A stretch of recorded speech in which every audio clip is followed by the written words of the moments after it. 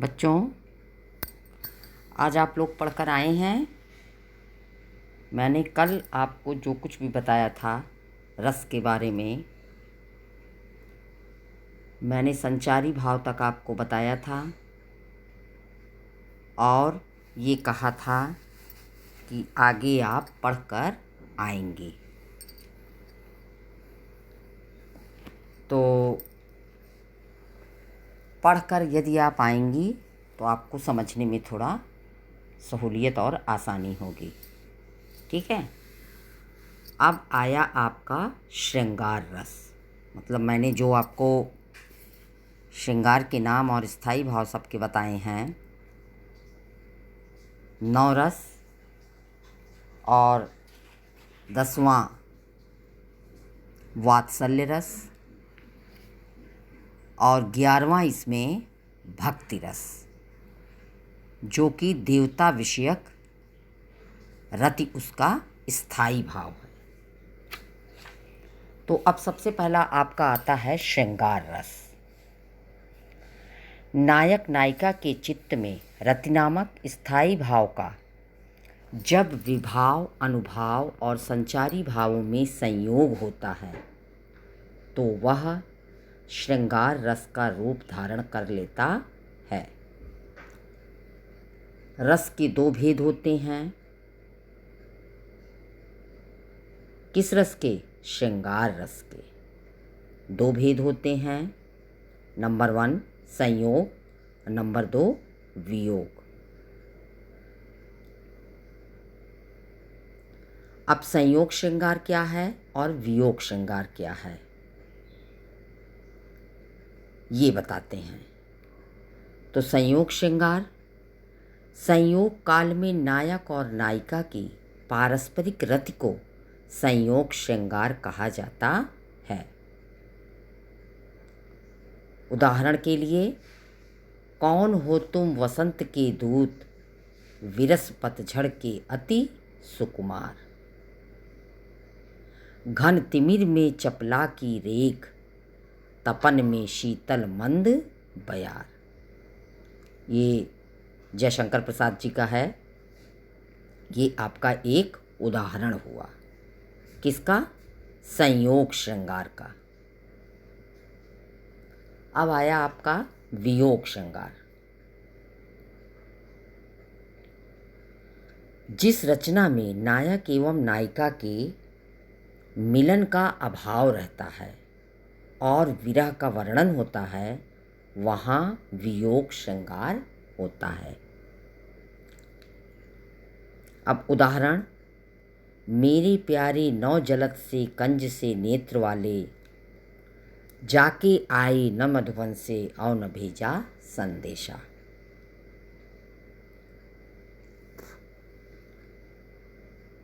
इस छंद में विरहिणी राधा की विरह दशा का वर्णन किया गया है।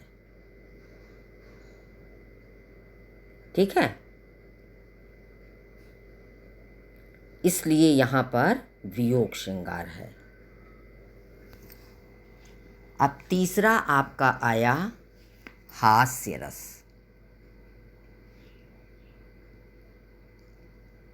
अपने अथवा पराई के परिधान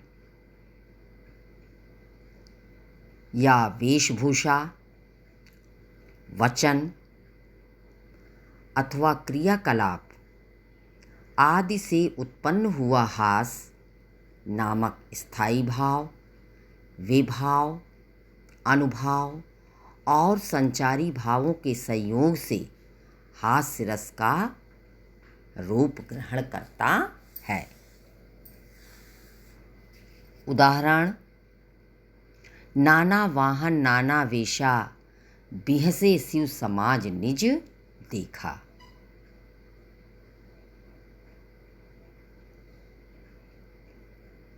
तो ये आपका हास्य रस है।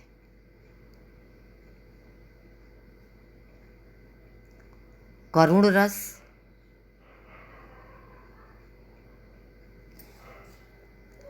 करुण रस का स्थायी भाव क्या है? शोक। ठीक है। तो बंधु विनाश, बंधु वियोग, द्रव्य नाश और प्रेमी के सदैव के लिए बिछड़ जाने से करुण रस उत्पन्न होता है।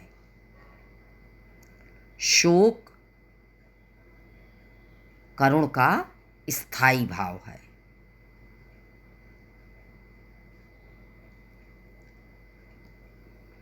अर्थात शोक नामक स्थायी भाव विभाव, अनुभाव और संचारी भाव के संयोग से करुण रस दशा को प्राप्त होता है।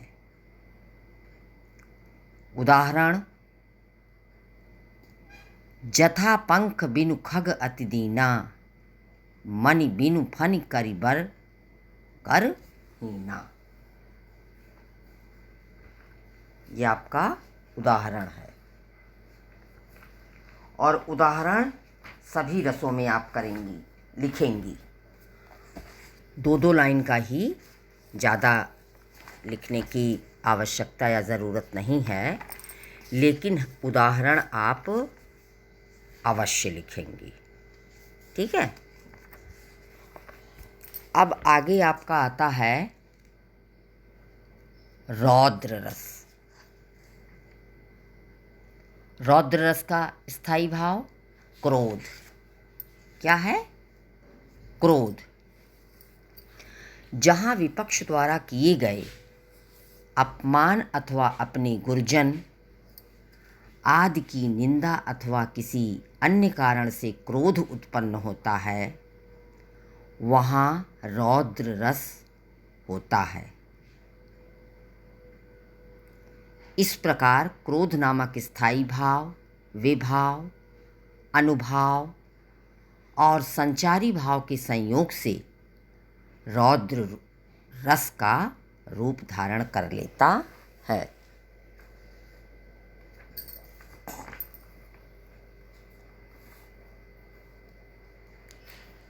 आगे उदाहरण आपका है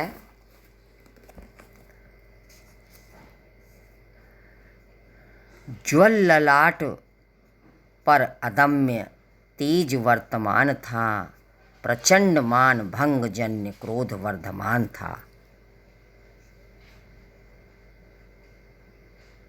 ज्वलंत पुच्छ बाहु व्योम में उछालते हुए, अराति पर असह्य अग्निदृष्टि डालते हुए।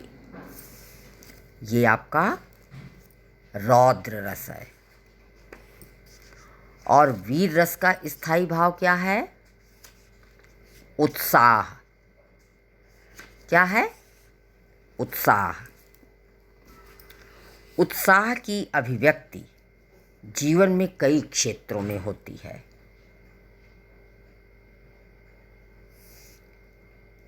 युद्ध, धर्म, दया और दान। एक युद्ध के लिए जब व्यक्ति जा रहा होता है, तब वह उत्साह के साथ जाता है और धर्म के समय किसी पर दया और दान। तो ये सब वीर रस के अंतर्गत आते हैं। किसके अंतर्गत आते हैं? वीर रस के अंतर्गत आते हैं। उत्साह नामक स्थायी भाव, विभाव, अनुभाव और संचारी भावों के संयोग से वीर रस की दशा को प्राप्त होता है।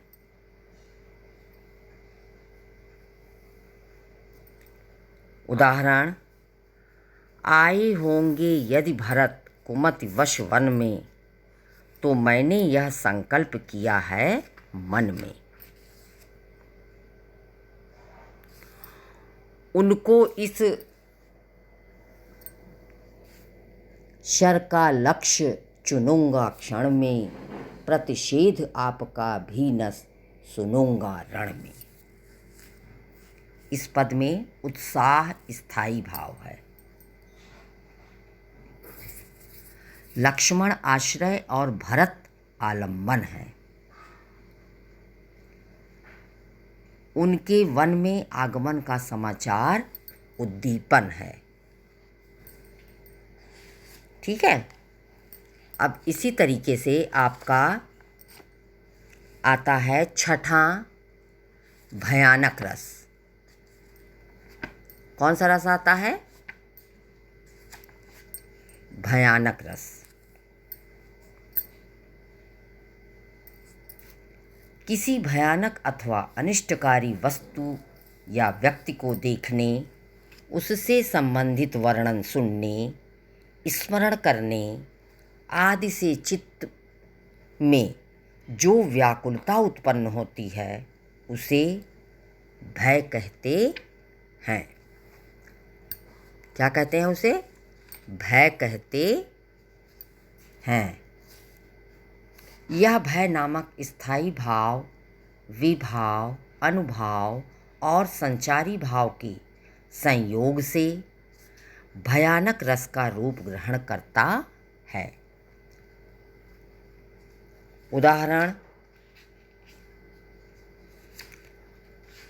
उदाहरण आप सभी रस में लिखेंगी। ठीक है। बिना उदाहरण के कोई भी रस मत लिखिएगा। तो भयानक रस में एक ओर अजगरहि लखी, एक ओर मृगराय, बिकल बटोही बीच ही, पर्यो मूर्छा खाए। यहाँ मार्ग में जाने वाले बटोही का भय स्थायी भाव है। अजगर एवं सिंह आलम्बन है। अजगर और सिंह का दोनों ओर से घेरना उद्दीपन है। और पथिक का विकल या मूर्छित हो जाना अनुभाव है। इस प्रकार इस दोहे में भयानक रस की पूर्ण सामग्री विद्यमान है, यानी कि डरावना हर चीज़ है, भय से भरा हुआ।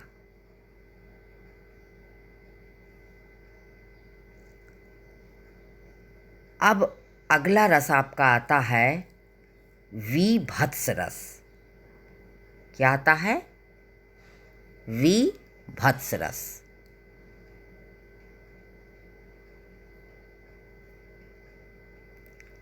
घृणित वस्तुओं को देखकर अथवा उनके संबंध में सुनकर उत्पन्न होने वाली घृणा या ग्लानि विभत्स रस की पुष्टि करती है। तात्पर्य यह है कि विभत्स रस के लिए घृणा और जुगुप्सा आवश्यक है। क्या क्या आवश्यक है? घृणा और जुगुप्सा आवश्यक है। अब इसका उदाहरण आपका है, सिर पर बैठो काग, आँख दो खात निकारत, खींचत जीभहि स्यार, अति आनंद उर धारत। गिद्ध जांग कर खोद खोद के मांस उचारत, स्वान आंगुरिन काट काट के खान विचारत। ये आपका विभत्स रस है।